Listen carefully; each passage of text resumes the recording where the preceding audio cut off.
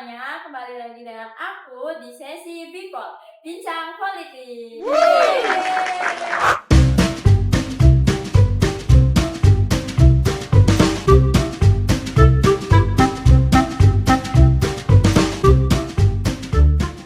nama aku Rizky Afida Putri dengan NIM akhir 287. Di sini aku sebagai moderator dan di sini aku ditemani oleh rekan-rekan aku. Perkenalkan, aku Arinda Ramadhani Novitasari dengan NIM akhir 285. Di sini saya perwakilan dari negara Jepang. Betul. Perkenalkan, aku Zainal Diana Tanila dengan NIM akhir 284. Di sini aku perwakilan dari negara Nigeria. Halo. Perkenalkan, nama saya Diva Karna Salsabila dengan nomor NIM akhir 286. Saya perwakilan dari negara Prancis. Bonjour. Halo, perkenalkan, nama saya Vanessa Garciana dengan NIM akhir 288. Perwakilan dari negara Singapura. Halo.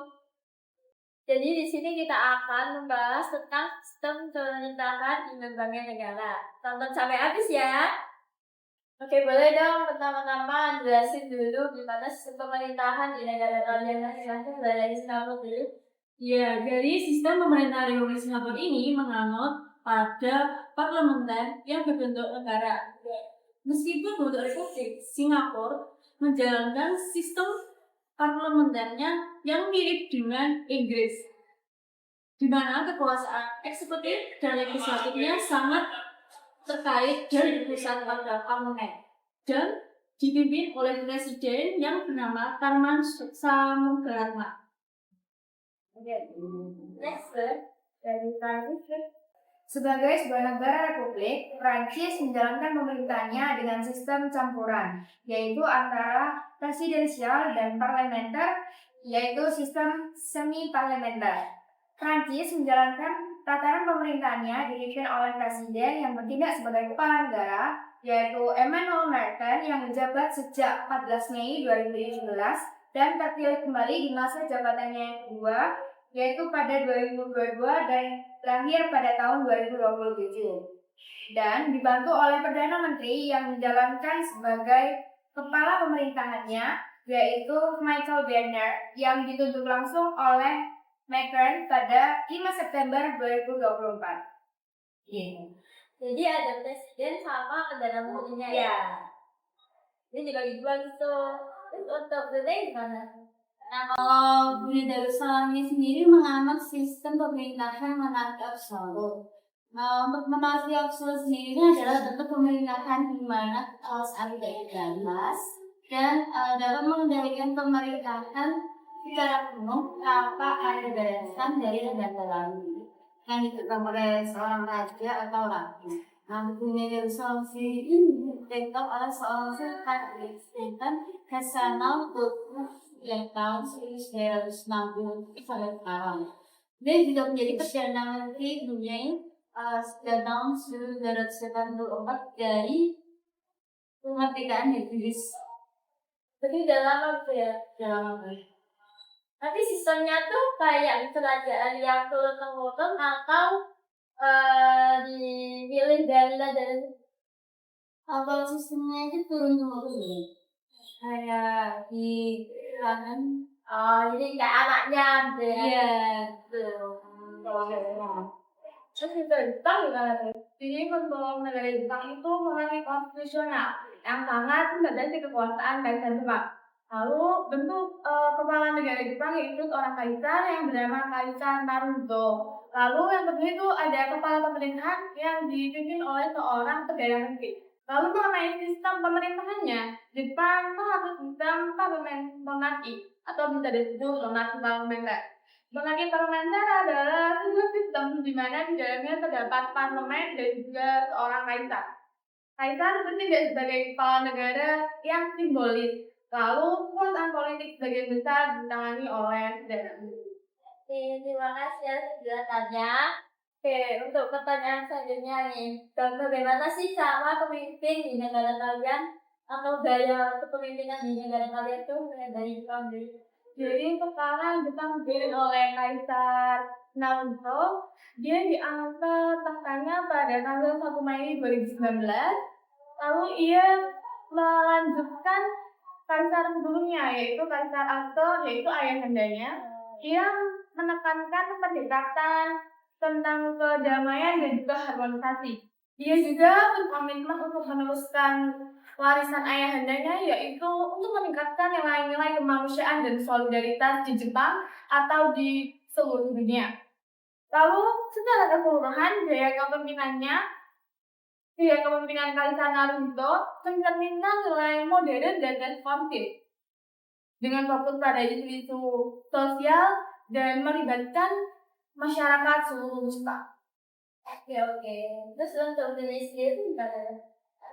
Juni dan Salah sendiri itu menganut sistem monarki di mana kekuasaan itu dipegang oleh sultan nasional. Jadi untuk gaya kepemimpinannya itu ya secara keseluruhan itu dari sultan itu sendiri yang memerintah segala macam yang mengatur negaranya itu semua dari sultan. Coba sendiri gimana? Oke, kalau untuk Prancis sendiri yang dipimpin oleh Emmanuel Macron itu memiliki gaya kepemimpinan visioner, otokratis, dan karismatik. Kepemimpinan karismatik itu maksudnya Oke, kalau gaya kepemimpinan karismatik itu dapat diartikan sebagai kemampuan pemimpin untuk menggunakan sifat kepribadiannya untuk mempengaruhi orang lain, mempengaruhi perasaan, perilaku, dan sifat mereka untuk bersedia melakukan apa yang dikehendaki oleh pemimpin tersebut. Nah, Emmanuel Macron sendiri memiliki daya tarik tersendiri. Pesona dan energi positifnya dapat mempengaruhi masyarakat Prancis agar mereka tuh kagum gitu pada mereka dan percaya untuk memilih Emmanuel Macron sebagai presiden yang dapat menjalankan reformasi secara serius dan memajukan Prancis. Gitu. Ya, oke. Jadi kayak dia punya vibes yang positif gitu ya. Iya, zaman jadi sekarang sebenarnya. masyarakatnya percaya buat milih dia. Untuk Singapura sendiri gimana tuh? Jadi untuk Singapura sendiri, Singapura memiliki gaya kepemimpinan yang otoriter, tetapi sangat efektif.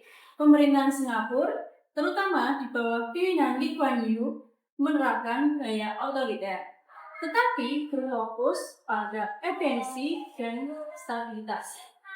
Kebijakan yang ketat dalam berbagai aspek, seperti aturan hukuman yang tegas, telah berhasil menciptakan ketertiban dan keamanan. Kepala negara presiden yang berperan sebagai simbol kesatuan dan representasi negara. Tapi itu kayak tergantung sama sumber daya mereka nggak sih? Kayak sumber daya manusianya emang mau dipimpin oleh pemimpin yang otoriter dengan kebijakan-kebijakan yang mereka buat, dari kebijakan, dari peraturan itu mereka udah ketik dari awal. Iya. Jadi udah biasa tuh sama presiden yang otoriter. Untuk struktur pemerintahan di negara-negara ini gimana tuh cara mereka menjalankan pemerintahan tersebut dari Singapura itu? Jadi untuk Singapura memiliki struktur pemerintahan adalah republik parlementer dengan sistem Westminster yang terdiri dari 3 cabang, yaitu ada badan legislatif terdiri dari presiden dan parlemen yang membuat undang-undang, sedangkan badan eksekutif terdiri dari menteri kabinet dan pejabat yang dipimpin oleh Perdana Menteri dan menjalankan undang-undang. Sedangkan badan yudikatif adalah menafsirkan undang-undang melalui pengadilan. Jadi kita memiliki 3 cabang, yaitu cabang pertama eksekutif itu terdiri dari Perdana Menteri dan Kabinet, lalu legislatif terdiri dari Parlemen Nasional, dan yang ketiga yaitu yudikatif terdiri dari Mahkamah Agung. Today Nah, demi itu kita kembali lagi mulai kan sistem monarki absolut. Jadi nggak ada tuh sama kita bandingkan di legislatif dan ini udah langsung emang dari pusat gitu ya? dari pusat. Oke. Terus untuk Prancis gimana? Oke, kalau Prancis sendiri memiliki pemisahan kekuasaan seperti Indonesia, yaitu legislatif, yudikatif, dan eksekutif. Nah, untuk kekuasaan eksekutif terbagi menjadi 2, yakni presiden republik yang dipilih oleh rakyat dan para dewan menteri yang dipimpin oleh seorang perdana menteri. Kalau boleh tahu sistem legislatifnya gimana? Oke, kalau kekuasaan legislatifnya itu menggunakan sistem dua pintu atau bicameral yang terdiri dari Majelis Nasional dan Senat. Majelis Nasional menjalankan masa jabatannya selama 5 tahun seperti presiden, dan untuk Senat sendiri memiliki masa jabatan 6 tahun dan dipilih oleh Dewan Pemilih. Ini yudikatifnya gimana? Oke, untuk sistem yudikatif Prancis itu ada dua, yaitu pengadilan kasasi atau Cour de Cassation, dan yang kedua itu Dewan Konstitusi atau Conseil Constitutionnel. Untuk pengadilan kasasi merupakan pengadilan tertinggi yang menangani kasus-kasus sipil dan pidana. Dan untuk Dewan Konstitusi sendiri bertugas memastikan konstitusionalitas undang-undang yang disahkan oleh parlemen gitu. Jadi gitu untuk struktur pemerintahan dari berbagai negara ini. Jadi struktur tiap negara tuh sama, mungkin dari eksekutif, yudikatif, sama legislatif dibagi menjadi 3. Tapi cara untuk mengaturnya itu nanti bisa dipecah lagi, kayak Prancis tadi dipecah menjadi 2. Terus untuk yang dari Brunei itu bahkan tetap dipimpin oleh sama pemerintahan yang paling atas, yaitu apa tadi rajanya ya? Jadi sultannya gitu. Nah, untuk selanjutnya aku ingin nyinggung tentang perekonomian nih. Potensi apa sama bagaimana sih perkembangan ekonomi di negara kalian tuh mulai dari Jepang dulu ya? Jepang merupakan suatu negara dengan perekonomian terbesar dan paling maju, kedua setelah Amerika Serikat. Pemerintah Jepang telah melakukan anggaran nasional yang sangat tergantung pada obligasi publik atau disebut dengan JGB. JGB telah diterbitkan dalam beberapa dekade terakhir ini untuk mengoperasikan penurunan pendapatan pajak. Lalu potensi-potensi ini berkembang pada pertumbuhan ekonomi yang stabil dan daya tarik saing global Pak. Dengan meningkatkan inovasi, sumber daya alam dan inovasi, Jepang mampu mempertahankan posisi sebagai salah satu kekuasaan ekonomi utama di dunia. Keberhasilan ini juga berdampak positif pada negara Jepang dan terutama kesejahteraan Jepang dan menstabilkan ekonomi dalam jangka panjang. Jadi Jepang tuh perekonomiannya udah stabil, nah. Terus untuk Prancis sendiri Mbak? Oke, untuk Prancis memiliki perekonomian terbesar kelima di dunia dan menempatkan menjadi yang terbesar kedua di Eropa.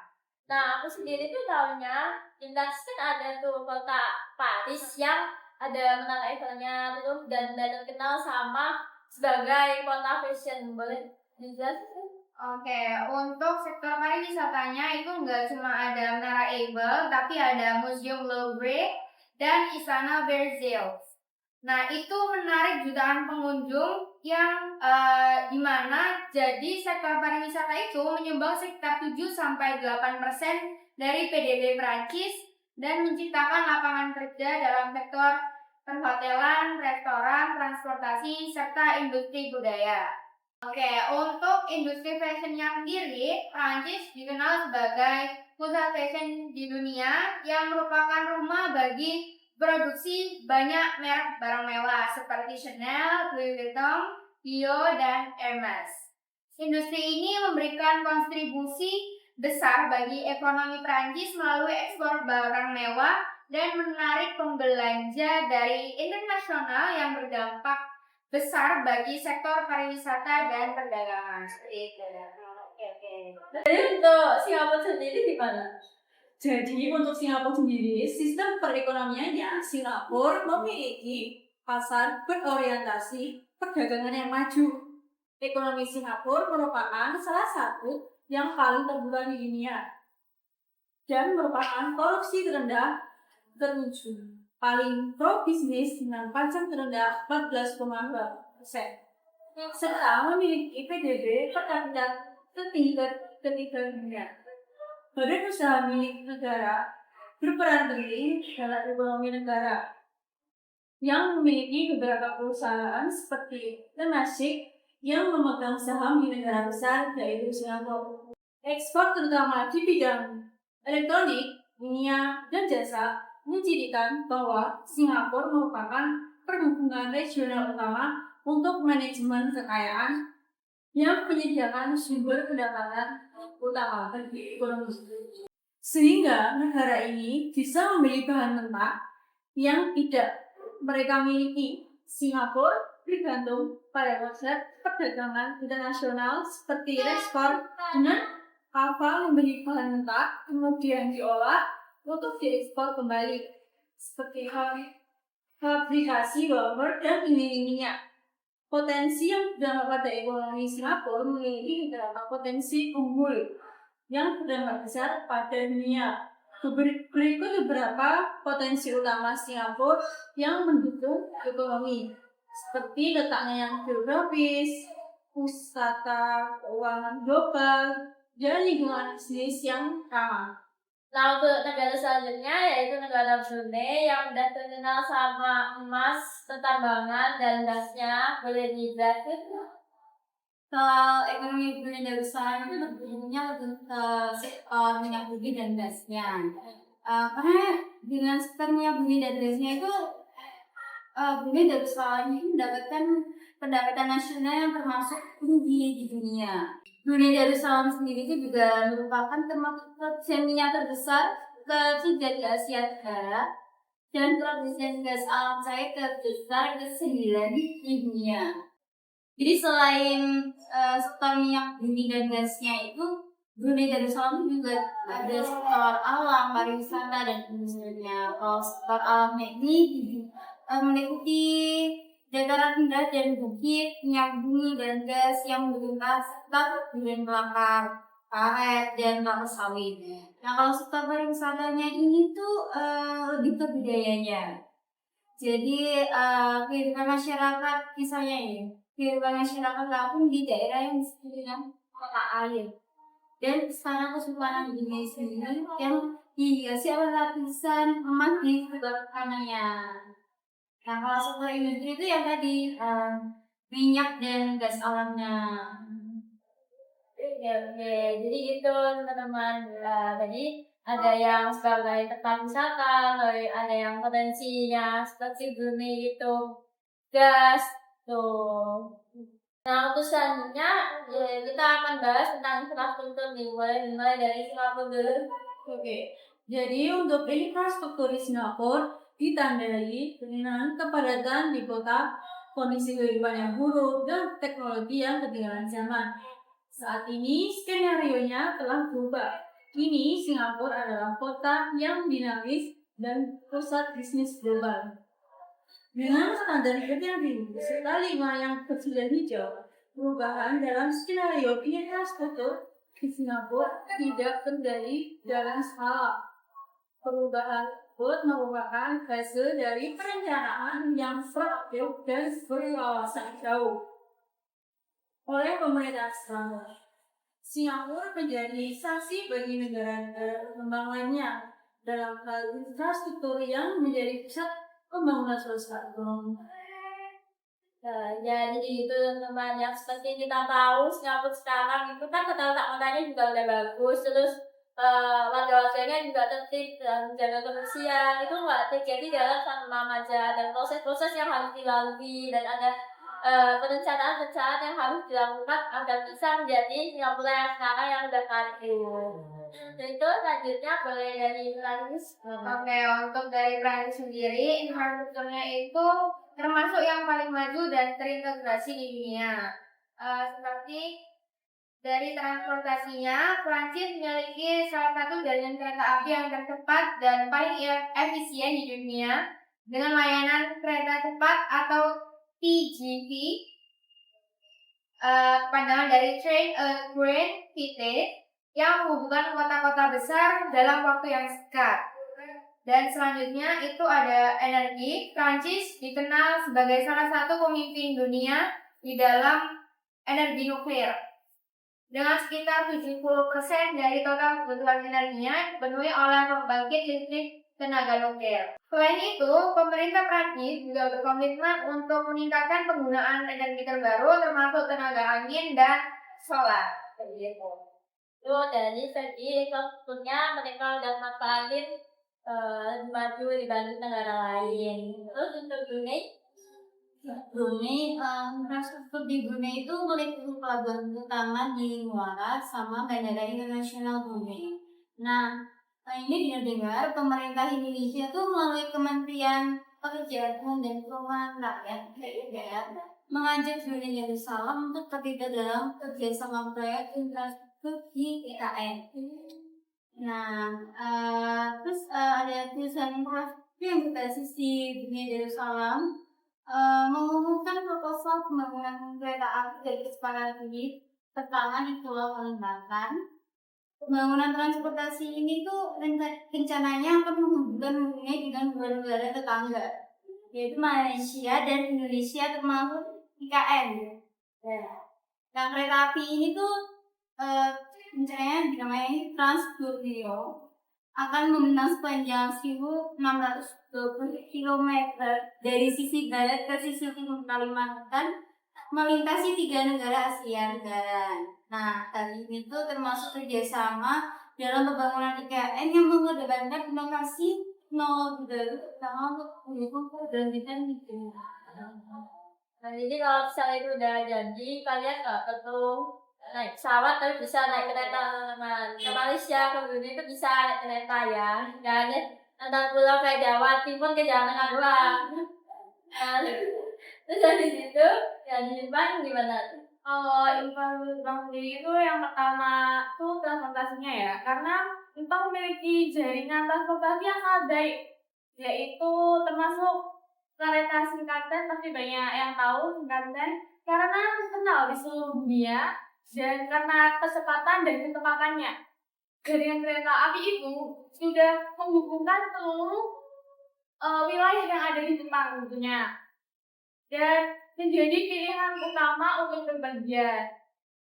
Selain kereta, Jepang juga memiliki sistem jalan raya yang modern ya dan luas serta layanan terintegrasi dengan baik, memudahkan mobilitas di dalam kota maupun antar kota. Yang kedua yaitu teknologi dan inovasinya. Jepang juga merupakan pemimpin dalam infrastruktur teknologi dengan banyaknya proyek-proyek yang mengintegrasikan teknologi seperti teknologi canggih dan meningkatkan efisiensi dan keamanan. Misalnya kayak penggunaan sistem manajemen lalu lintas yang canggih dan teknologi pemantauan untuk infrastruktur. Terus untuk Jepang tuh, setahu aku ya, itu dia barang dan produk-produknya tuh kalau emang gak sesuai seperti dibungkusnya itu mereka bisa protes teman-teman. Jadi makanya bisa protes kalau bisa dibungkusnya sama di produknya ukurannya beda gitu. Terus ya seperti kita tahu juga di Jepang terkenal sama kota yang kabelnya gak semrawut atau kabelnya ditanam di tanah gitu ya. Nah, untuk selanjutnya itu bagaimana mereka menjalani budaya sama agama di negara. Jadi untuk kebudayaan di Singapura adalah negara multikultural dengan budaya dan agama yang sangat beragam, mencerminkan campuran etnis utama di negara tersebut, yaitu Tionghoa, Melayu, India, dan Eurasia. Oke, jadi yang pertama ada Tionghoa, merupakan kelompok etnis terbesar di Singapura. Budaya ini sangat mempengaruhi seni, festival, dan kuliner negara ini. Masyarakat saat merayakan berbagai perayaan seperti Tahun Baru Imlek, festival pertengahan, musim gugur, dan festival Himni. Selanjutnya ada Melayu. Budaya Melayu sangat terlihat dalam bahasa, adat istiadat, dan kuliner Singapura. Bahasa Melayu juga menjadi bahasa nasional. Festival penting yang dirayakan oleh komunitas Melayu meliputi Hari Raya Idul Fitri dan Hari Raya Haji. Setelah itu ada India. Komunitas India di Singapura yang sebagian besar beragama Hindu mempertahankan budaya mereka melalui bahasa, seni, dan kuliner. Mereka merayakan festival seperti Taing Pusang dan Pongal. Selanjutnya untuk budaya dan Prancis juga. Oke, untuk orang Prancis sendiri itu memiliki tradisi dalam merayakan berbagai festival seperti Hari Bastille yang diadakan setiap 14 Juli yang memperingati revolusi Prancis. Selanjutnya ada Natal dan Tahun Baru dan tradisi seperti Fête de la Musique yang menjadi bagian dari budaya yang terpopuler di Prancis. Tapi la fête de la musique itu apa? Fête de la Musique sendiri itu festival musik yang merayakan musik tahunan di Prancis yang diadakan setiap tanggal 21 Juni. Acara ini diselenggarakan sejak tahun 1982 oleh Menteri Kebudayaan Prancis. Oke, untuk agama dari Prancis sendiri itu memiliki keagamaan yang beragam, yaitu mayoritas mereka itu memiliki agama Katolik dan juga ada Islam. Tapi yang memiliki sejarah paling panjang di Prancis sendiri itu komunitas Protestan dan Yahudi. Selanjutnya ada agnostisme dan ateis yang juga cukup tinggi di sana. Jadi di Prancis itu masih banyak agama-agama yang di Indonesia mungkin jarang dengar dan mayoritas di sana Katolik dan masih ada dan tingginya ateisme. Untuk Brunei sendiri gimana? Budaya Brunei dan Prancis secara umum itu sama dengan budayanya Melayu, dengan adanya pengaruh kuat dari Islam tentunya. Jadi lebih ke budaya seninya sih yang paling menonjol di Brunei dan Islam, yaitu seni bangunan masjid, seni istana sultan, kaligrafi, ragam hias yang memiliki corak Arabik serta tariannya. Lalu untuk agamanya itu mayoritas di Brunei Darussalam jadi Islam ya. Jadi Islam merupakan agama resmi dari Brunei. Oke. Juga Indonesia ya mayoritasnya Islam. Iya. Tentang kalau Jepang budaya yang paling terkenal adalah Matsuri. Matsuri adalah festival budaya yang menampilkan pertunjukan tarian, pawai, dan makanan tradisional.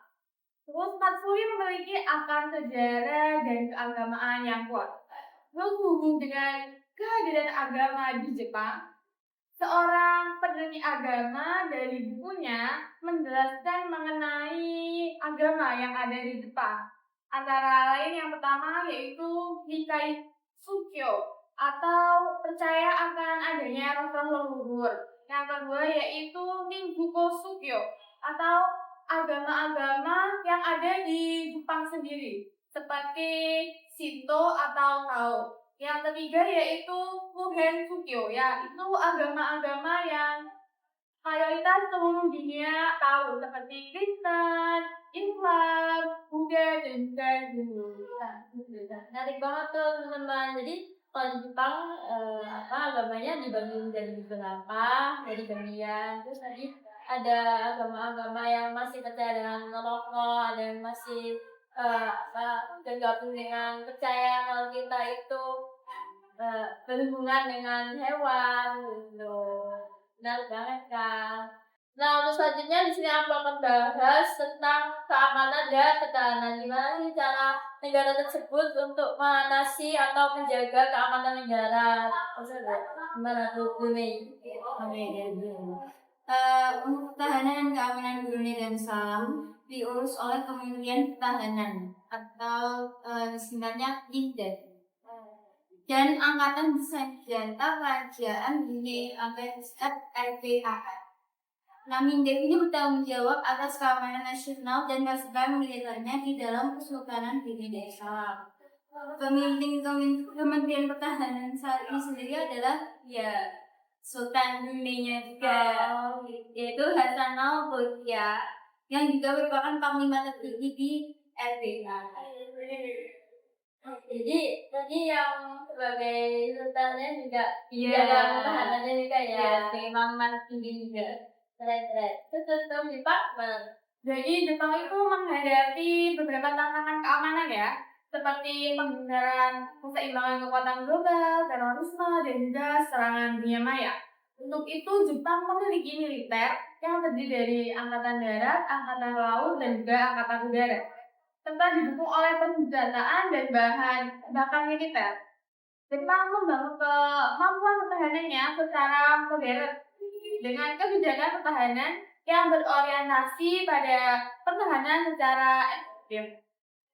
Jepang dan Amerika Serikat memiliki hubungan pengaturan keamanan yang kuat, seperti dokumen keamanan baru Jepang membuka jalan bagi integritas strategis, kelembagaan, dan taktis antara SDF Jepang dan Angkatan Bersenjata Amerika Serikat di Jepang. Jadi Jepang tuh kerjasama sama Jepang kerjasama sama negara. Untuk Singapura, Jadi untuk Singapura sendiri, Singapura juga memiliki kelemahan tersendiri dalam sistem negaranya, yaitu dalam bidang pertahanan.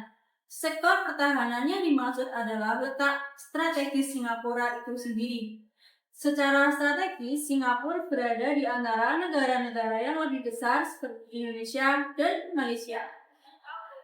Masyarakat Singapura juga didominasi oleh para imigran yang memiliki etnis Cina. Mereka hidup dan tinggal di wilayah yang di sekelilingnya adalah mayoritas orang Melayu. Jika kita melihat dari sektor pertahanannya, tentu saja Singapura posisinya tidak aman dan memerlukan sistem pertahanan yang kuat agar tidak berserang. Dalam menghadapi permasalahan ini, pemerintah Singapura sudah sadar betul dan melalui Kementerian Pertahanan mereka terus berupaya menciptakan pasukan militer yang kuat dan juga disegani.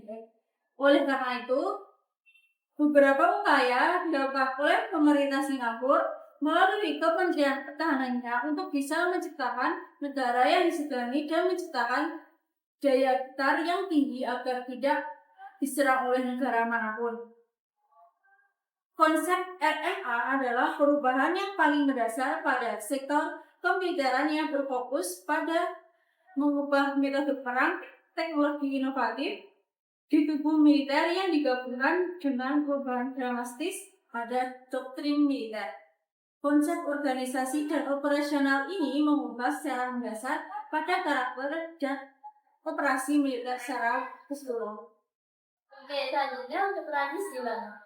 Oke, untuk Prancis sendiri memiliki posisi yang cukup penting di kawasan Eropa dan Uni Eropa, yaitu menjadi salah satu inisiator sekaligus pendiri unifikasi bangsa Eropa pasca Perang Dunia Kedua pada tahun 1950-an. Prancis juga aktif dalam berbagai aliansi internasional termasuk NATO dan terlibat dalam misi pemeliharaan, perdamaian, serta operasi militer di berbagai belahan dunia.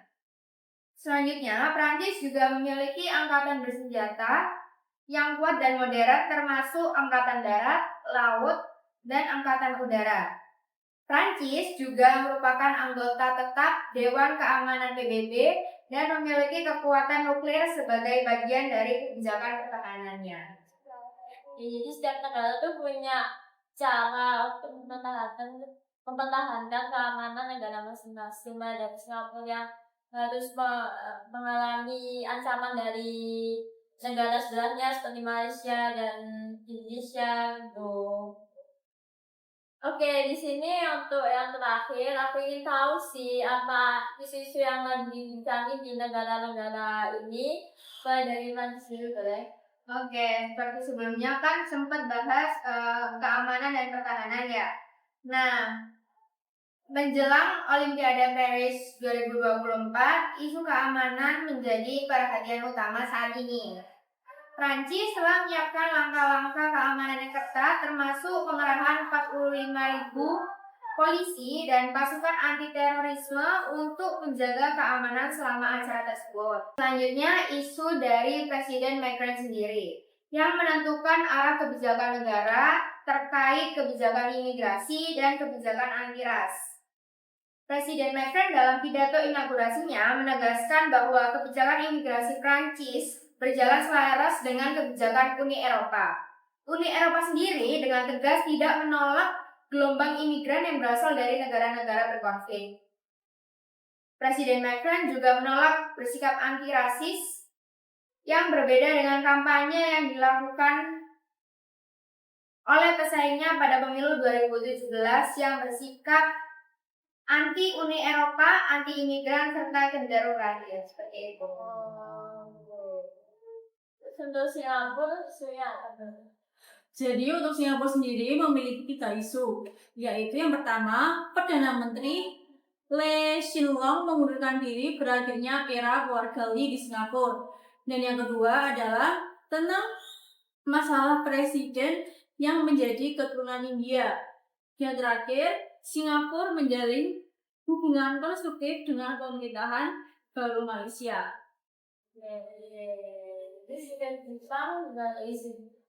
Saat ini isu politik yang paling colok yaitu populasi yang semakin mendalam. Pada tahun 2024, Jepang mencatat angka kelahiran yang menurun pada 6 tahun terakhir, yang menandakan bahwa negara ini berada dalam situasi kritis terkait demografi. Penurunan angka kelahiran memicu kekhawatiran tentang masa depan tenaga kerja dan juga kekurangan ekonomi Jepang. Pemerintah Jepang telah meningkatkan solusi untuk mengantisipasi krisis populasi seperti memperluas layanan pendidikan anak, mendorong kenaikan upah, lalu yang terakhir itu memberikan lebih banyak dukungan dan keuangan bagi orang tua. Ya, jadi kalau Jepang tuh ada krisis menurunnya tingkat inflasi di Jepang. Sampai pemerintah harus membuat program untuk agar warganya bisa tertarik dan membuat dan memilih anak. Betul. Nah, jadi gitu untuk pembahasan tentang sistem pemerintahan di negara seperti Singapura, Prancis, Brunei, dan Jepang. Terima kasih sudah menonton podcast atau pembahasan kali ini. See you di video selanjutnya. Bye.